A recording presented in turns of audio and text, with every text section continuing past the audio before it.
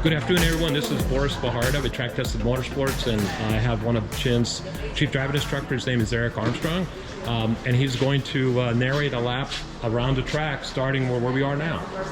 Yeah, so you've got the track, you've got hot pits and then cold pits. So you typically grid on the cold pit side, and it'll put you right out where you're going to enter the track at turn 1. There'll be a blend line that extends for a little bit. You want to stay track right all the way to the apex of 2. Okay. The apex of 2 is just slightly around the corner. This will be an uphill run. So you're going to want a gear with some torque. In my lower horsepower car, that's 3rd gear. You'll apex this. You might end up tracking out a little bit. You want to bring it back to the right. Now there's several different ways through the carousel. I'll tell you the way I go through the carousel. I'm not claiming it's right, it just works for me. There's a corner worker station here, and there's some curbing right here. As you approach this corner worker station on the right hand side, you want to be looking to the left. There's some curbing right here. You can turn in early, cross that curbing, and then brake in a straight line into the carousel. And you'll go to this side of the carousel, and you'll see a seam around, an asphalt seam that goes all the way around the carousel. What I like to do is brake in that straight line, downshift to about 2nd gear, and just pop over with my left side tires that seam. And I keep my left side tires outside to the left of that seam around the carousel. I call this corner patience, because if you overdrive it, you're going to get in trouble, and that carousel is really long, so you got to have a whole lot of patience. Keep the left side wheels outside that line, outside that line, outside that line, looking down here. The apex and the curbing on the right hand side, when you can see that, that's when you turn in and get up on that curbing. And the key here, because this is a corner where a lot of people crash, key here is to turn in for 5 really late. So stay to the right, and it'll start to go downhill here. Stay to the right until the end of that curbing. Do not turn back too early. Stay to the right. Be patient and hold that R. Hold that, yeah, you'll be going straight here. The wheel will actually be straight. And in my car, I upshift to 3rd here, going to 5. But what you're trying to do is you're trying to have the car straight, oriented straight, because this drops off and goes off camber at the same time. Okay. And if you get in here with too much wheel or too much throttle, the car will get loose and people crash both sides right here. Good to know. Thank you. So late, then it'll track out still, and then you just gently bring it back, reducing your rolling friction, bring it back to the left side of the track. Then you look up. There's inside curbing, then outside curbing, inside curbing, outside curbing, and inside curbing. So you're going to see it. So these are just the S's, and all you're trying to do is use the curbing to make it as straight as possible. So the S is like Road Atlanta type of sort of, yeah. Or more similar, I think, because they're uphill, more similar to VIR. Okay. S is going uphill. Okay, thank you. So you'll get some of this curbing on the right-hand side, actually quite a lot. Left side wheels on the track surface, but right side wheels on the curbing. You'll get a little bit of the curbing here. This outside curbing comes fast, so you have to be looking ahead to see it. You'll get that curbing, you'll get a little bit of this curbing, and then you want to get a whole lot of this curbing. Now here, this is a trick. This is a real tip right here. There's 3 lanes across, so you can see the seams. Mm-hmm. The inside lane, the middle, and the middle lane both have positive camber to them. The outside lane is flat. If you stay to the inside or go to the middle lane, you got plenty of grip. If you go to the outside lane early, you lose the grip. And in some cars, you can go flat from this point to down here. Whichever the corner is down here, because of that grip. And what you're trying to do is look ahead. When you're coming out of here, you're trying to look ahead. And for me, I like the middle lane. And I'm just going to get a set in my steering wheel. And I don't change my steering input until here. That allows me to stay in the throttle because I'm not upsetting the car at all. I don't even have to brake for this corner. I might breathe a little bit, depending on how much wear there are in the tires. But you get a set, middle lane or the inside lane, you get a set, and that'll carry you all the way through here. And I call this roller coaster, I call it the ta-da corner. Because what happens is you get here and you'll see this thing, and right here it turns, it looks like it turns to the right, and you think you have to slow down here, but it goes downhill and you don't. So you just drive from this point to this point in as much of a straight line as possible. Okay. And it goes up and down, up and down. There are some spots that are a little bit light that are going to affect cars differently. When you're cresting? Yeah, when you're going like this, but if you stay in the throttle, it should keep it planted and you'll be fine. And you go to the inside here. I put my right side tires on the white line, and you're good. It's going to scare you because you can't see what's ahead, but you got plenty of room to brake in a straight line right here. So it's the ta-da, there's the track. So you gotta be committed. Yeah, you gotta be committed. You gotta know that the track's gonna be there. And then this is just a soft, little bit of a braking corner, really. Just a brush brake? Just a brush brake. There's plenty of camber. You'll be accelerating out, accelerating out, accelerating out. I drive about a 270 horsepower car, and I don't need to brake for 9. I breathe out, but I don't brake. Okay. And this is sort of the same idea as back here. You're going to be looking ahead, seeing where that apex is. As you start going around the corner, you'll see the rumble strips.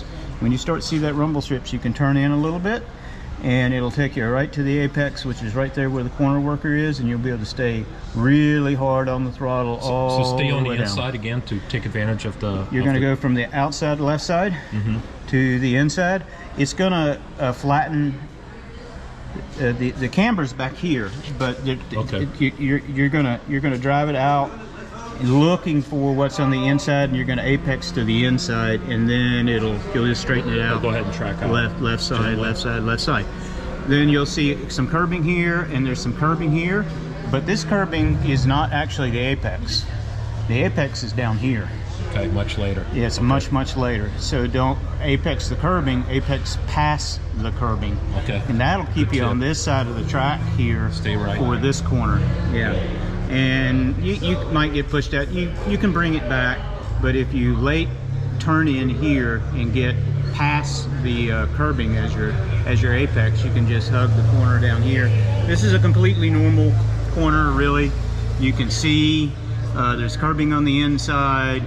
You'll drive it all the way down there to the end of the curbing, looking to your left, just looking ahead. This goes back uphill, so you want to gear with torque. I go in here in third. I trail bake all the way to the apex. I use all of the curbing to make the corner as big as possible. Hard back on the throttle, and it'll carry you back to the right-hand side. Okay. All right. Now I see a lot of people go out here. I don't think that's necessary. You can just follow this white line, follow this white line, follow this white line, and there's a little bit of curbing right here. You don't get on that curbing, but that curbing's an excellent visual cue to remind you that you need to put a very little, just a tiny little bit of right-hand steering angle in it, because this comes back on you. Okay. It looks like it's somewhat of a kink. Yeah, it comes back on you a little bit. Just a little tiny input, and you'll be on the left-hand side. Now, there's probably a half a dozen ways through here, and frankly I don't know the best way, but I stay to the left, and if you look into the corner, it looks to me like there might be a compression spot. There's some built up rubber in a spot on the track, kind of in the center of it. So what I'm doing is I'm looking for the apex, which is up here. It's well marked with a cone. I'm looking for that apex, and I'm glancing back and forth from the apex to this compression zone, back and forth, back and forth, back and forth. I do a little bit of braking in, and then I'm going to turn in, get that compression zone, and that'll carry me to that apex, and then I stay on the right-hand side.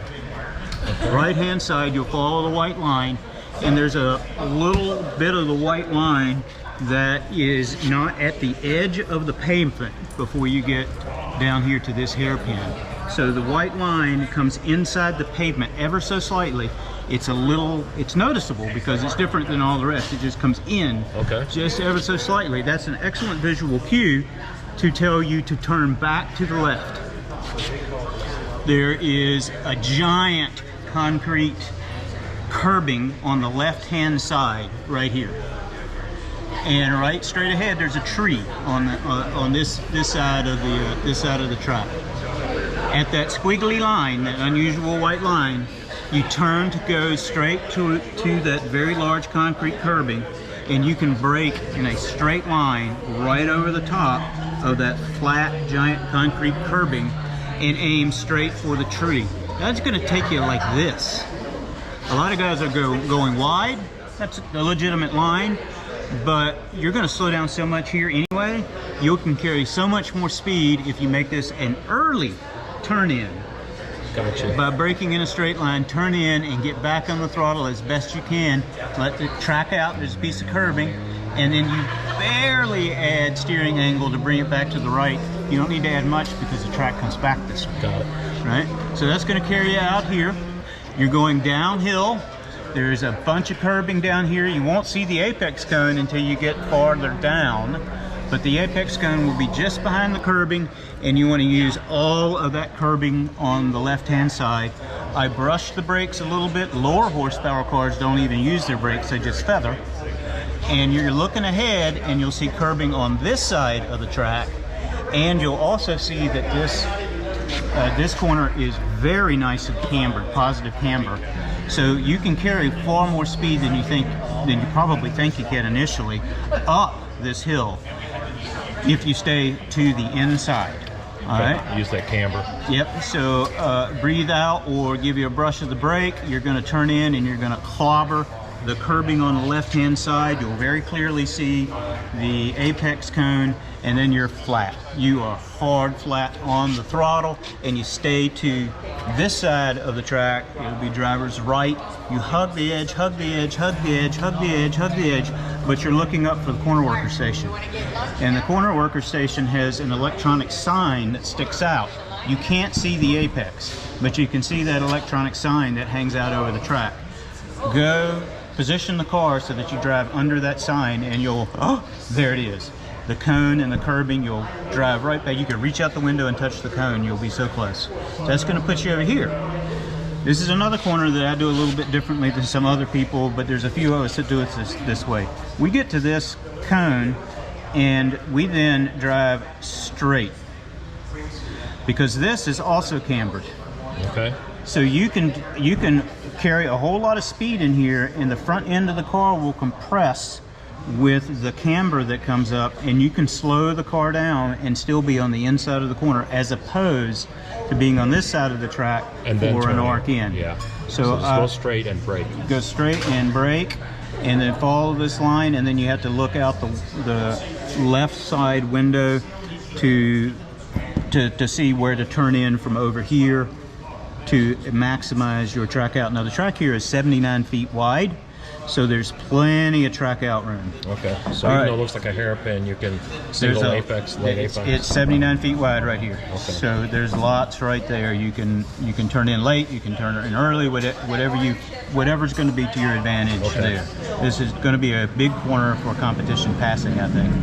So then this is complicated, frankly. It doesn't look like it is. Yeah, it looks simple. But it goes uphill and then downhill, and it turns all the way around. We call it the front straight, but obviously it's not straight. So you're going to come out of this, and you're going to see a seam on the right-hand side of the track and the concrete wall that carries all the way around. Don't look at the wall, look for the seam. And you're going to want to start by straddling that seam. Then as you start to get to the top of the hill, you need to move a car width to the left, because if you stay to the right on that seam at the crest of the hill, the car's going to get uncomfortably light. Okay. But if you're a car width inside that seam, by the time you get to the crest of this hill, it won't get light. Then down here, there's things next to this building that you'll be able to see. At this particular weekend, there's some blue porta potties. Okay. And as I crest that hill, I'm looking forward, and when I start to be able to see most of the blue porta potty, I know that I can turn my wheel to get a set, an input, an angle that I'm going to hold that's going to take me across this apex, and I'm not going to alter that steering angle until I get down here. And that's going to allow me to stay pretty hard on the throttle because I'm not giving any steering inputs. And it'll carry you across this apex, it'll carry you out, it'll bring you back in, and then you'll be able to straighten it out with straight line braking down here where the entry is for the racetrack. Okay. Then this is turn 1, and we'll end here, but turn 1 is another corner that gets people in trouble like turn 5. But in this corner it gets people in trouble because it is off camber and downhill. So you have to load the right hand side of the car, but because of the camber, it's not all that grippy, right? It's really easy to turn in with too much speed here and find yourself just sliding right off the track. Okay. And the FIA has a wall there that's very close. I understand the owner's thinking about moving it farther out. But you cannot overdrive this corner. You cannot overdrive this corner. Okay. So you'll be on the right hand side of the track because we'll straighten it out from your set right here. The wall will be on your right hand side, and you're just looking around the corner. You're looking around the corner, there's curbing, and there will be an apex cone, and you want to late apex it because you want to stay to the left hand side to set up for turn 2. Okay. Do not overdrive 1. That's the third Slow warning. the car down and Okay. late apex it. I see so many guys missing the apex and then they're all messed up for 2. It just kills you. You want to late apex it so you can keep the car over here on the left hand side so that 2 is gives you a proper entry for 2. Okay. Eric, excellent job. Only have 2 questions. First one's really answers, but I'll try. First one's real simple. I bet you have the answer. Can you show approximately where the pit in is? Down sure. here somewhere?